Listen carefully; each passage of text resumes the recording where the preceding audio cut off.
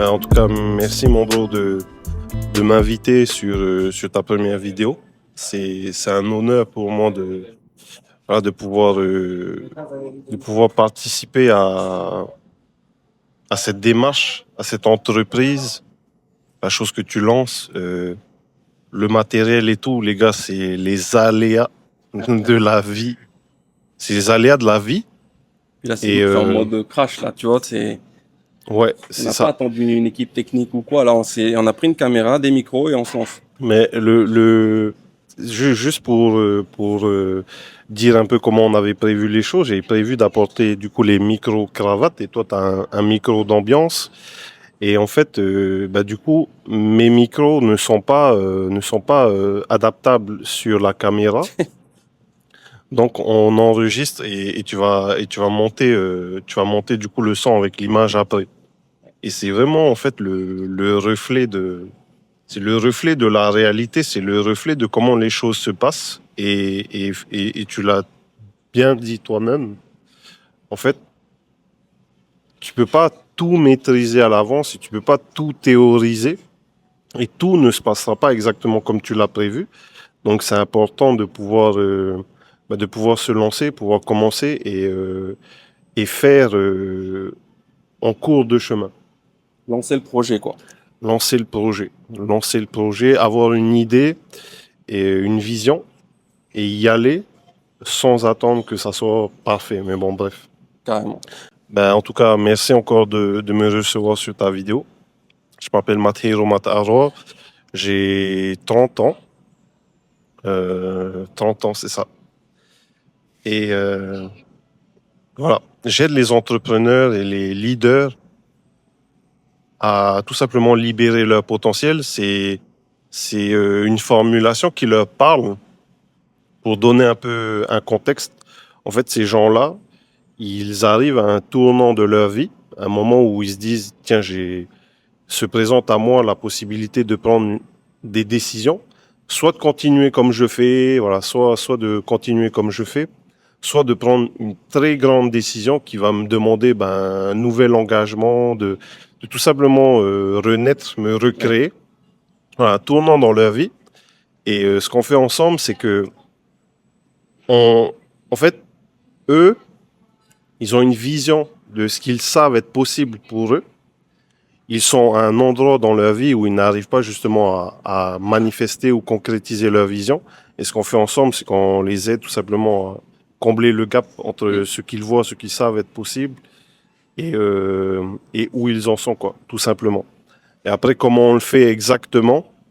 On va plus aller travailler sur la structure interne, l'architecture interne qui permet justement que ces objectifs, cette vision, elle soit possible, tu vois. On n'est pas que sur l'aspect stratégie, qu'est-ce que je dois faire, non, c'est plutôt État d'esprit.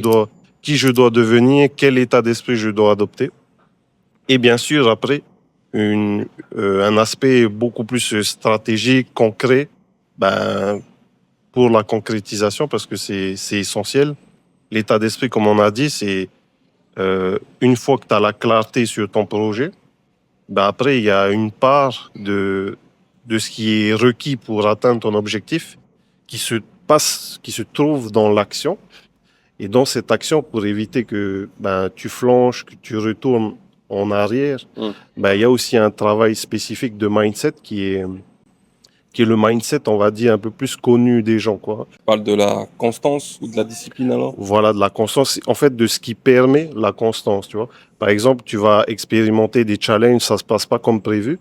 Qu'est-ce qui fait que dans ces situations-là, tu arrives à rester stable, qui te permet de mener les bonnes actions que tu sais être celles que tu dois mettre en place pour atteindre ton objectif.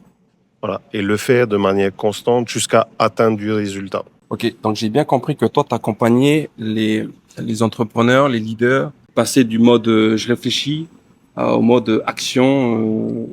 Ouais, c'est ça? Au mode action, et comme tu as dit, après, c'est shifter dans le sens, tu shiftes ta réalité, quoi. C'est que tu passes d'une façon de vivre où, en fait, tu vis dans un environnement et tu te dis, tiens, je sais que ça pourrait être possible. J'aspire à cela, tu vois. Je vois que ben telle chose, que ça soit, je sais pas moi, l'éducation, euh, la famille, les relations, l'éducation, j'ai déjà dit, ben, tu te dis, ça pourrait être comme ça. Et en fait, ce qu'on fait ensemble, c'est qu'on passe de l'ambition, du désir, du projet, de la conscience de, tiens, je sais que c'est possible, je veux même que ça soit possible. C'est important parce que les personnes avec lesquelles je travaille, en fait, forcément, par rapport à là où on va, c'est-à-dire, on révolutionne tout. Ben en fait, moi, je travaille avec des gens qui n'ont pas besoin que je les motive. C'est des gens qui, avec moi ou sans moi, sont prêts Ouais, qui sont à, déjà avancés dans le fait de vouloir. voilà, qui sont engagés, qui sont avancés effectivement dans le fait de vouloir. Tu l'as très bien dit. Mais après, forcément, ben, ce sont des personnes qui viennent à se dire, tiens, j'ai pas les outils, j'ai pas que ça soit les connaissances ou la sagesse ou la résilience de le faire tout seul, Expérience aussi. l'expérience. Et voilà, j'ai des doutes, des peurs, des incertitudes. Et j'ai besoin de quelqu'un qui a déjà fait le parcours Ouais. pour m'accompagner, pour avoir de la clarté aussi, clarifier mon projet, structurer mon approche pour que ça soit faisable. Et voilà. Yes. En plus, pour vous qui nous regardez là, il faut savoir que Mathé m'a accompagné sur la fin d'année dernière, 2025, là, pour structurer un petit peu mon offre en tant qu'accompagnateur, formateur, consultant. Donc, Mathé a réussi avec son expérience et sa clairvoyance sur le sujet de l'accompagnement, de, de, de l'importance du positionnement, d'incarner le, l'entrepreneur qu'on a envie de devenir. Et donc, je pense que cette vidéo-là, c'est la résultante aussi de cet accompagnement qui m'a permis de dire, en fait, j'ai besoin de documenter ça parce que ça fait partie de l'univers que j'ai envie de proposer à ceux qui veulent progresser dans leur accomplissement personnel, notamment au travers de l'entrepreneuriat. Et puis voilà, c'est le moment aussi de le dire, Frangin. Donc, merci à toi pour l'aide que tu m'as apportée. Et franchement, ça, c'est game changer. Ça m'a permis de shifter, tu vois, de passer à l'action, de prendre la caméra, d'allumer, de prendre un micro et de venir ce café. Ah oui, j'ai pas précisé, Frangin, mais oui, pour ceux qui nous regardent, là, vous vous posez certainement la question, mais là, on est au Urban Café. Ouais. Donc, ils viennent d'aménager. Là, je vous mettrai quelques vidéos, quelques images de l'extérieur, mais franchement, c'est un beau café. On peut se poser là, comme Mathieu et moi, et discuter d'entrepreneuriat, mindset, de tout et de rien. Alors, merci, Frangin, en tout cas, de cet accompagnement. Et est-ce que tu pourrais me dire comment est-ce que toi, tu as trouvé cette voie professionnelle et entrepreneuriale? Parce que du coup, Ouais. comment t'as fait pour trouver cette voie et toi d'avoir pris ce chemin? Ok. Je vais répondre à ta question juste pour revenir sur ce que tu viens de dire. Ben, écoute, avec plaisir, hein, pour les remerciements, avec plaisir. Merci à toi. Félicitations pour ton passage à l'action, pour le fait d'avoir identifié le moyen que t'allais mettre en place Ouais. pour communiquer sur ce que tu fais. Ouais, d'avoir trouvé le moyen parce que finalement, en fait, on a souvent ce désir et c'est ce dont on a conscience. Et j'ai le désir de faire quelque chose. Et en fait, ben, ce qu'on a fait ensemble, c'est tout simplement aller spécifier un peu plus ça et trouver une manière qui te correspond pour le faire de telle sorte à ce que ça soit fluide. Et tu vois, même moi, j'avais pas anticipé. Et c'est important que je dise ça parce qu'en fait, félicitations à toi parce que c'est ton projet. Moi, je t'aide dans ce travail de clarification, mais c'est ton projet, c'est ton initiative. Du coup, merci à toi de me faire participer à cette première vidéo. Ouais, félicitations, merci. Et, euh, et sinon, après, juste, voilà. Félicitations. Je suis renchéri sur les félicitations parce que hier encore, j'étais en appel avec une cliente, hein. Et, euh, et je lui disais, depuis que je fais cette activité, j'ai littéralement pris au moins des centaines d'appels, mais vraiment au moins des centaines d'appels. Ça veut dire que j'ai un recul sur comment la société, elle se comporte, comment est-ce qu'elle se hiérarchise d'une certaine manière, comment est-ce qu'elle se structure, elle s'organise.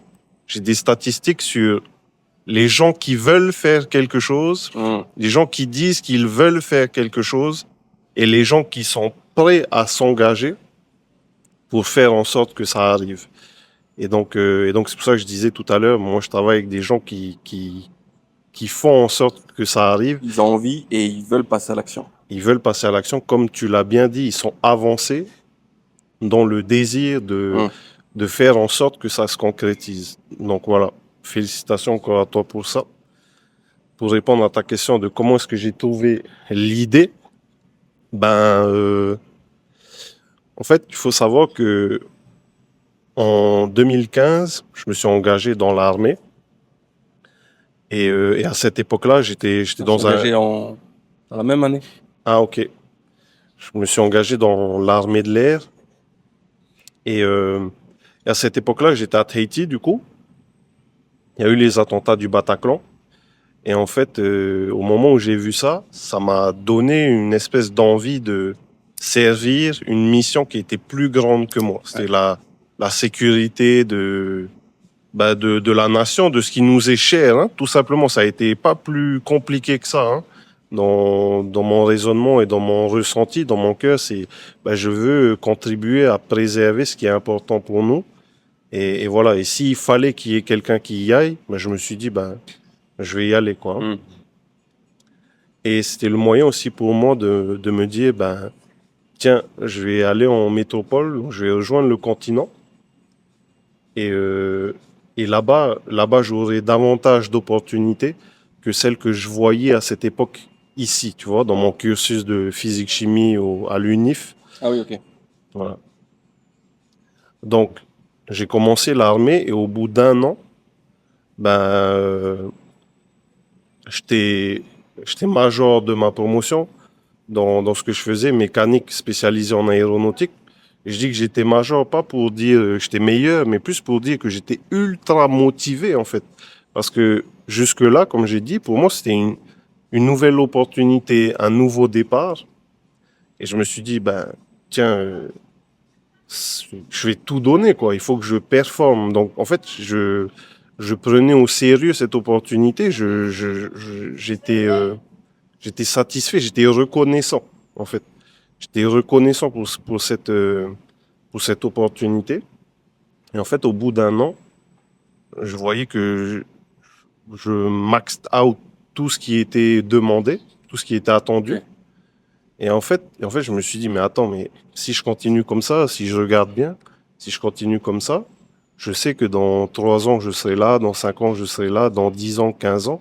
Et en fait, pour moi, le parcours qui se dessinait face à moi, c'était pas satisfaisant, c'était pas suffisant. Je ressentais en fait comme la sensation de pas exploiter mon potentiel Ouais, ok. à son maximum, tu vois. Donc à partir de là, je me suis posé la question de comment en fait vivre ma vie professionnelle, mais d'une autre manière, tu vois, je cherchais une alternative. Je me suis formé au marketing digital et je me suis dit, tiens, en fait, ce qui me limite aujourd'hui, c'est le véhicule du salariat. Et la solution pour moi, ça serait du coup le véhicule de l'entrepreneuriat, où tu es plus libre, t'es pas capé en fait par un parcours qui est déjà défini d'avance.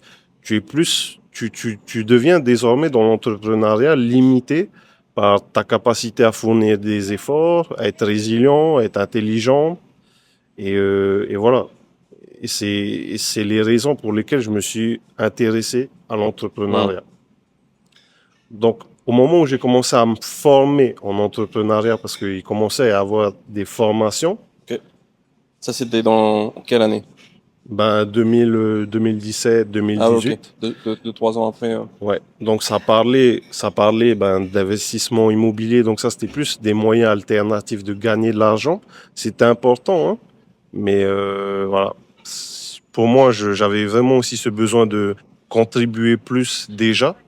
Donc l'investissement immobilier, ça j'ai intégré dans ma carte pour me dire, ben voilà, si je veux améliorer mes finances, c'est un levier.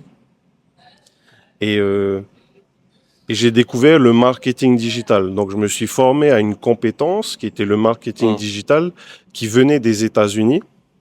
Et ma toute première activité entrepreneuriale, ça a été du marketing digital pour les agences immobilières. Ok. Le but, Vendre leurs leurs produits ou services sur Internet. ouais, en fait, le but, c'était plus de faire Hum. rentrer des mandats dans l'agence. Parce qu'en fait, vendre, c'est pas forcément la grande difficulté. En tout cas, à l'époque, sur le marché où j'étais, faut avoir conscience de ça. Moi, je pensais que la difficulté pour les agences, c'était de vendre leurs biens. C'est vrai, on peut toujours améliorer cette partie, mais la plus grande difficulté, c'était de faire rentrer des mandats. Donc, ben, d'avoir plus de maisons à vendre, puisque les maisons, les appartements, ils se vendaient à un moment ou à un autre. Donc, le marketing digital que je faisais, ça avait pour but de les aider à faire rentrer des mandats. Comment? Ben, grâce à ma solution de marketing digital, utiliser le levier d'Internet Hum. plutôt qu'un panneau dans Oui, la bien rue sûr. là pour dire, ben voilà, nous on est une agence, on fait rentrer des mandats. Ouais. Maintenant, en fait, ce qu'on fait avec le levier d'Internet, c'est d'aller toucher un maximum de personnes qui sont réceptives à ta publicité et au fait de dire, ben, vous voulez estimer votre bien, demandez une Hum. estimation gratuite. Ouais. Et c'est comme ça que les mandataires, ben, rentraient en contact avec, avec les agences. Donc, c'était ça que je proposais. Et, et en fait, si tu veux, pour moi, à cette époque-là, c'était une évidence que j'allais pouvoir vendre mon produit ou mon service. C'était une évidence parce que je me disais, ben, logiquement, je résous un problème. Hum. Grâce au marketing digital, ben, ta publicité, en fait, ta promotion, toutes tes actions de promotion de ton service, ben, Tu vas l'améliorer. tu vas l'améliorer, elles sont beaucoup plus pertinentes, plus impactantes Ouais. et à plus grande échelle avec beaucoup moins d'efforts, tu vois. Donc pour moi, en fait, c'était totalement une solution évidente. Et ce qui s'est passé, c'est que je me suis retrouvé, en fait, à être confronté à la réalité interne et mentale de, de celui qui faisait appel à mon service. En gros, des entrepreneurs, des directeurs d'agences. Je voyais qu'en fait, ce qui les limitait, c'est pas forcément ben, ce qu'ils mettent en place, c'est plutôt l'état d'esprit au travers duquel ils abordent toutes les choses. Et je dis ça, moi j'ai été le premier surpris, j'ai été le premier Hum. à être éveillé à ce fait, tu vois. C'est Ouais. que j'ai découvert que, bah tiens, en fait, mais l'entrepreneuriat, c'est pas si simple. Et ce qui limite dans la majorité du temps les gens et les entrepreneurs, c'est leur état d'esprit. Ouais. Mais moi, j'avais pas, mon objectif, c'était pas de résoudre ça. Mon objectif, c'est juste de vendre De mon vendre produit, de la publicité, de la voilà, visibilité sur Internet. et qu'on passe à l'action, tu vois. Et moi, dans ma tête, je me disais, mais, ah non, mais Ouais. qu'on passe à l'action. Et en fait, Et tu t'es rendu compte qu'il y avait une autre problématique. il y avait une autre problématique. Ça a créé une espèce de crise existentielle ce moment-là, Chez toi? chez moi. Ah ouais? Chez moi, Ok. bah, parce que je me disais, mais en fait, l'approche, Ouais. en fait, elle doit être revue d'une toute autre manière. Et pourquoi l'approche elle doit être revue d'une toute autre manière? Parce que ma perspective me l'impose. C'est-à-dire que je constate, en fait, qu'en face de moi, il y a quelqu'un qui est limité par son état d'esprit. Donc maintenant, je suis obligé de composer Ouais. avec cet aspect-là de Ouais, la ouais, c'est clair. réalité, tu vois. Et Ça peut limiter un petit peu ton approche de ta solution initiale. Parce que si tu veux exactement, proposer des services de publicité ou de visibilité, mais si ton client, lui, comment dirais-je, pour pas être péjoratif, mais est un peu limité Ouais, dans son ouverture d'esprit à oui, ta solution, effectivement, ça peut être problématique, hein.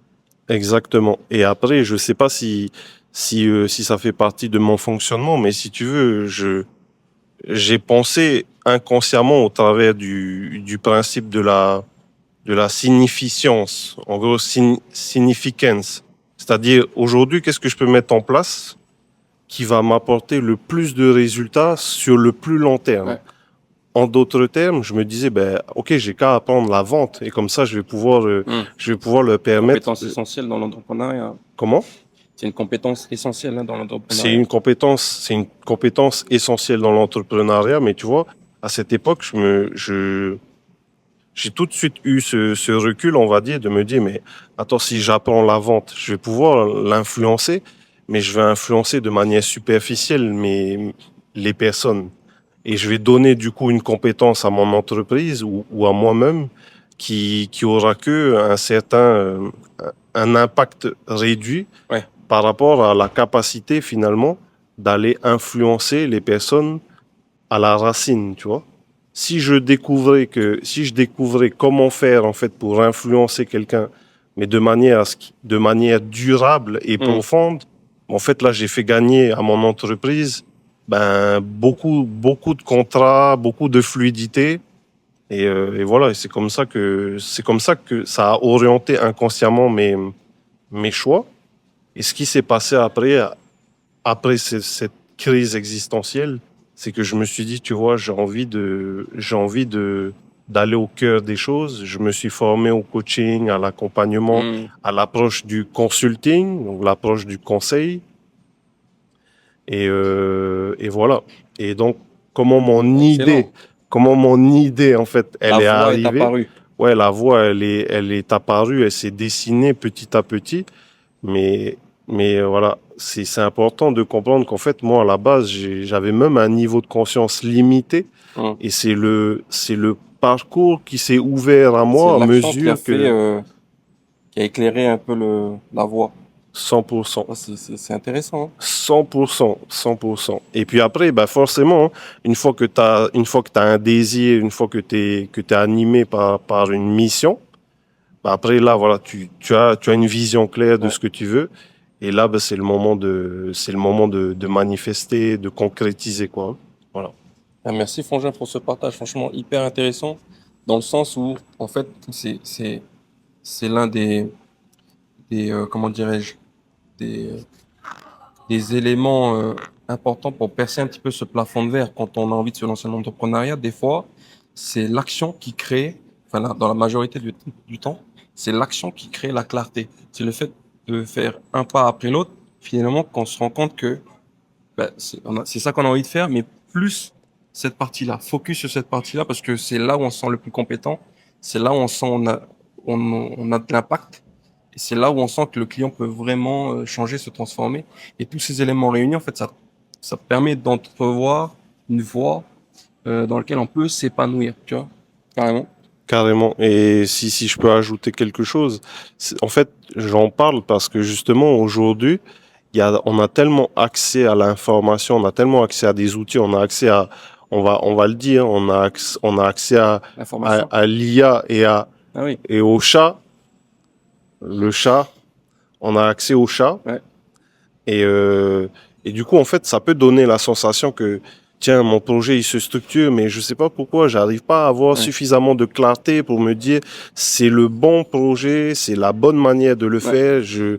Et il faut que je continue à chercher. ouais. Et en fait, ben, mon partage, c'est de dire, effectivement, il y a une nécessité d'avoir de la clarté, mais à un moment donné, ça s'arrête et la clarté, elle vient de l'action Ouais. et elle vient aussi après, ben, pour le coup, d'une forme de mentorat, d'une personne qui est capable, non pas de te dire, ben, de t'amener à avoir une extrême clarté sur ton projet, même si ça peut aider, mais après, c'est quelqu'un qui va plutôt t'aider à naviguer, en fait, le doute, l'incertitude et voilà. C'est clair. C'est un méchant le message. Merci pour l'enseignement, Frangin. Plaisir. Ok, bro. Écoute, dernière question pour ce petit café ensemble ce matin là. Qu'est-ce qui fait pour toi, qu'est-ce qui fait que tu te rapproches de tes objectifs? Ouais. C'est quoi l'élément naturel que tu pourrais nous décrire qui te permet de savoir que tu progresses vers tes objectifs? Ok. Alors, de manière, on va dire, théorique, à l'échelle macro, hein, c'est forcément le fait de me dire, je me rapproche de la vision que j'ai de la personne que je vais devenir.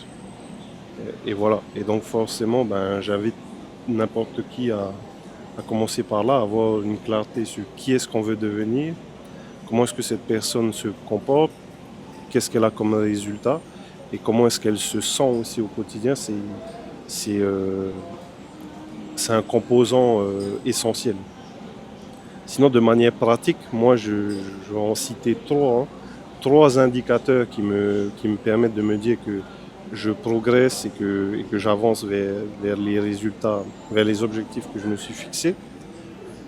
Dans un premier temps, en fait, moi, j'ai un objectif déjà d'identité. Ça veut dire que j'ai une idée de l'homme que je veux devenir et je me demande chaque jour, l'indicateur que j'utilise, c'est mon système nerveux. Est-ce que je suis en train de développer le câblage intérieur qui me permet, en fait, qui me permet d'incarner l'homme que je cherche à devenir. Et des fois, en fait, on peut être complètement aligné et le travail qui va se faire par la suite, c'est juste un travail de densification. C'est à quel point je suis sûr et certain que je suis cet homme-là tous les jours. Jusqu'à ce qu'en fait, il n'y ait aucune différence entre l'homme que je projette de devenir et qui je suis et comment je me sens, etc., etc. Ça, c'est le premier indicateur. Donc, juste pour finir sur ce point, stabiliser mon système nerveux, ça me permet aussi... Pourquoi c'est un indicateur que j'utilise aussi? Parce que ça me permet de me... En fait, je me demande, est-ce que je suis capable d'opérer sous la pression? C'est-à-dire, je me suis fixé des objectifs, un plan d'action, mais maintenant, est-ce que au moindre aléa, face au moindre aléa, imprévu, événement, je suis perturbé ou est-ce que j'arrive justement à ancrer cette identité, encore une fois? Pour moi, c'est un indicateur puissant qui me permet d'avancer rapidement. Donc, si je me focalise sur cet aspect-là de l'identité, je sais que je vais dans la bonne direction. Je sais que j'utilise un levier qui est puissant, qui est facile à mesurer. C'est comment je me sens, tout simplement. Et ça permet d'aller beaucoup plus vite, quoi, de se focaliser sur cette identité et le système nerveux. Ça permet d'aller beaucoup plus vite, d'opérer sous pression. Voilà. Enfin, qu'est-ce qui te permet de dire, ah ouais, là j'avance dans la bonne direction, là j'avance vers ce à quoi j'aspire? Le deuxième point, ça va être la... Pour le coup, on en a parlé plus ou moins, mais c'est... On a parlé hors caméra, c'est dommage. La congruence, mais pas forcément la congruence, la cohérence plutôt entre ce que je dis et ce que j'incarne dans ma vie et les résultats que j'ai. C'est la cohérence entre ce que je dis et qui j'ai envie d'être. Encore une fois, c'est relatif à la vision que j'ai de moi-même. Et c'est est-ce que j'incarne cette personne-là au quotidien dans différents aspects. Donc, il y avait un aspect, on va dire, interne, c'est mon système nerveux, comment je ressens. Et la deuxième chose, c'est un aspect beaucoup plus externe dans le sens où est-ce que j'incarne concrètement, est-ce que je vois que je me comporte comme l'homme que j'ai devenir. Comme l'homme que j'ai envie de devenir. Voilà. Donc il y a autant un indicateur interne que externe. Tu vois, voilà. Je me fie à ça en fait. Est-ce que je vis la vie que j'ai envie de vivre? Est-ce que je vis la vie de l'homme que j'ai envie de devenir? Ça, c'est le deuxième point. Et le troisième point, c'est bizarre, mais ça va peut-être vous paraître bizarre, mais c'est les personnes que j'attire. Très bon point. Les personnes que j'attire, ça me donne un feedback sur la personne que j'incarne, la personne que je deviens. Et voilà, aussi simple que ça. Si je peux donner une autre vision, donc c'est un point bonus, c'est surtout relatif aux personnes que j'accompagne aussi. Le fait d'accompagner les gens, ça m'a demandé de construire une structure et de construire une structure, un programme d'accompagnement. Et ce que ce programme, en fait, tend à atteindre comme objectif, à réaliser comme objectif, ben, c'est de permettre mes clients de passer du point A qu'on a défini ensemble au point B et les objectifs que eux ont définis. En gros, mon programme et moi devons les aider à atteindre leurs objectifs. Et comment je constate que c'est possible? C'est quoi le modèle qui permet le plus de réaliser cet objectif? C'est forcément du coaching, de donner des informations, de les aider émotionnellement, de les aider à recabler leur système nerveux. Okay. Mais avec une perspective stratégique, ce qu'on fait concrètement, c'est structurer autant la personne que son environnement et que son emploi du temps d'une telle manière à ce que l'atteinte des résultats, ça soit inévitable. Et en fait, voilà. Et en fait, le but, c'est est-ce que je développe la structure et est-ce que je l'utilise d'une telle manière à tendre vers mes objectifs. Mais voilà, ça c'est une échelle macro. Et sinon après, ben, de manière plus concrète, cette structure, elle ressemble à quoi? Ben, comment est-ce qu'il se sent? Est-ce que son système nerveux est câblé pour la réussite, câblé pour la personne qu'elle souhaite devenir? Est-ce qu'elle se comporte, elle met en place les actions qui correspondent? Est-ce que tu développes des habitudes qui sont en lien avec l'identité que tu as envie de créer? Et voilà. Et ensuite, après, ben, les relations, tout ce qui t'arrive en quelque sorte, c'est un feedback par rapport à l'efficacité de ce que tu mets en place. Mais attention, après, il y a des épreuves. C'est pour ça que je disais aussi dans un premier temps, ben, c'est stabiliser le système nerveux de telle manière à ce que peu importe ce qui t'arrive, tu aies ce plan d'action intérieure qui te permet de rester stable et de toujours tendre vers la version que tu veux atteindre plutôt que de te laisser dériver par un événement extérieur. Voilà. Cette vidéo va s'arrêter là, Frangin. Mais merci à toi pour tous ces partages. Est-ce que tu as un dernier mot à nous partager? Non, mais en fait, c'est ça. Le but, c'est de développer l'architecture qui permet de soutenir, l'architecture intérieure, je parle, qui permet de soutenir le succès ou le niveau de succès auquel vous aspirez. Parce que sans cette structure interne, peu importe ce que vous êtes capable de mettre en place, peu importe ce que vous êtes capable de faire, en fait, ça commence toujours par être, faire et avoir. Et moi, pour le coup, je dis ça parce que, non pas parce que j'ai réussi, mais plutôt parce que j'ai échoué, parce que j'ai acquis beaucoup de stratégies, j'ai beaucoup fait, mais par contre, mon être, il était instable et fragile.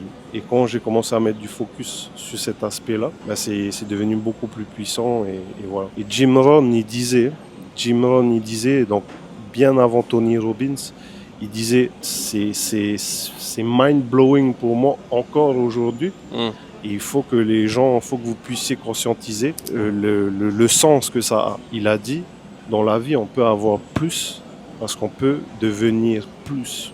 Pour avoir plus, il faut devenir plus. Voilà. Carrément. Merci Frangin en tout cas pour cet échange. J'espère que ça t'a plu comme format. Pour vous aussi qui nous regardez, dites-nous en commentaire si ce type de format d'échange podcast un peu à la crash vous a plu. Et puis voilà, comme ça on en fera d'autres avec Matré. Merci. Merci mon bro.